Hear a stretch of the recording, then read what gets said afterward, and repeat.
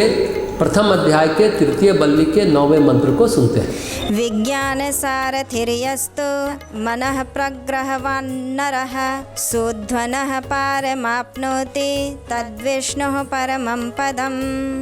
जो कोई मनुष्य विवेकशील बुद्धि रूप सारथी से संपन्न और मन रूप लगाम को वश में रखने वाला है, वह संसार मार्ग के पार पहुंचकर सर्वव्यापी परब्रह्म पुरुषोत्तम भगवान के उस सुप्रसिद्ध परम पद को प्राप्त हो जाता है। गीता प्रेस की व्याख्या कहती है, तृतीय मंत्र से 9वें मंत्र तक 7वें मंत्र में रथ के रूपक से यह बात समझाई गई है कि यह अति दुर्लभ मनुष्य शरीर जिस जीवात्मा को परमात्मा की कृपा से मिल गया है, उसे शीघ्र सचेत होकर भगवत प्राप्ति के मार्ग में लग जाना चाहिए। शरीर अनित्य है, प्रतिक्षण इसका ह्रास होगा। यदि अपने जीवन की समूल समय को पशुओं की भांति सांसारिक भोगों के भोगने में ही नष्ट कर दिया गया, तो फिर बारंबार जन्म मृत्यु रूप संसार चक्र में घूमने को बाध्य होना पड़ेगा। जिस महान कार्य की सिद्धि के लिए यह दुर्लभ मनुष्य शरीर मिला था, वह पूरा नहीं होगा।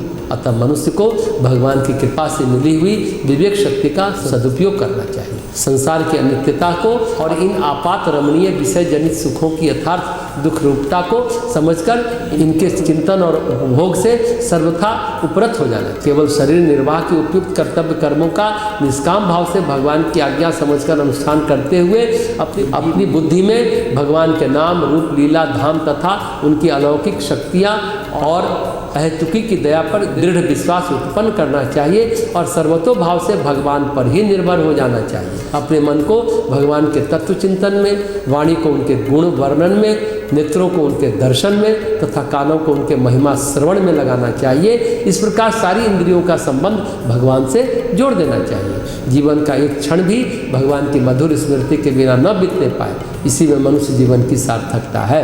जो ऐसा करता है वह निश्चय ही परब्रह्म पुरुषोत्तम के अचिंत परम पद को प्राप्त होकर सदा के लिए कृतकृत्य हो जाता है। गीता प्रेस की व्याख्या में सगुण ब्रह्म का गुणगान है। बात भी ठीक है, पर उससे तत्व विचार खत्म हो जाता है। उपनिषद के इस मंत्र पर अगर विचार करें तो जिसका सारथी बुद्धि सही है और जिसके मन की डोर ठीक सधी हुई है, तो वह संसार को पार कर लेता है और सारी संकीर्णताओं को, क्षुद्रताओं को पार करके वह परम पद, परम व्यापक परमात्मा के साथ एक हो जाता है।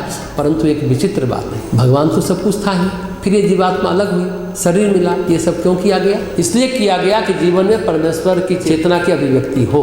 प्रेत चेतना की अभिव्यक्ति के लिए नहीं, परमात्मा चेतना की अभिव्यक्ति के लिए किया गया। यदि बुद्धि और मन एकदम सटीक हो, सही सधे हुए हो, तो परमेश्वर अभिव्यक्त होता है। मन, बुद्धि, इंद्रियां, शरीर एकदम सही हो, बेलगाम नहीं हो, अनियंत्रित न हो, तो इस जीवन में परमात्मा को अभिव्यक्त कर सकते हैं। अभी तक ऋषियों ने जो विचार किया है वह इस मनुष्य शरीर में संसार के दुखों से छुटकारा कैसे पाया जाए। बुद्ध ने भी यही सोचा और कहा कि सब्बम दुखम। महर्षि पतंजलि ने भी सोचा दुख और हानि का उपाय क्या है, मतलब सभी ने दुखों को नष्ट करने का उपाय बताया। लेकिन जब अगला जमाना आएगा, उपनिषद से भी कभी आगे का युग आएगा, तब ये नहीं सोचा जाएगा कि परमात्मा को पाने के लिए संसार से छुटकारा पाया जाए या संसार से छूट जाए। इस संसार में रह करके, जीवन यापन करके आप परमात्मा को अभिव्यक्त कैसे करें, समस्या ये रहेगी। कल्पना करें अगर यही कारण होता कि संसार से छुटकारा पाना था, मोक्ष पाना था, संसार से छूटकर परमात्मा में लीनता प्राप्त करनी थी, तो फिर संसार के रचना की आवश्यकता लगती है क्या? नहीं।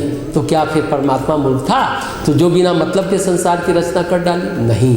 बात यह है कि यही संसार में रह करके, जैसे हम दिया जलाते हैं, लालटेन जलाते हैं, लालटेन का मतलब यह है कि जो अंदर की चमक है वह बाहर कई गुना आकर वितरित हो। शीशा अगर साफ है तो बत्ती में जितनी चमक है उससे कई गुना ज़्यादा चमक, आकर्षक चमक और सम्मोहक चमक शीशे से बाहर निकलेगी।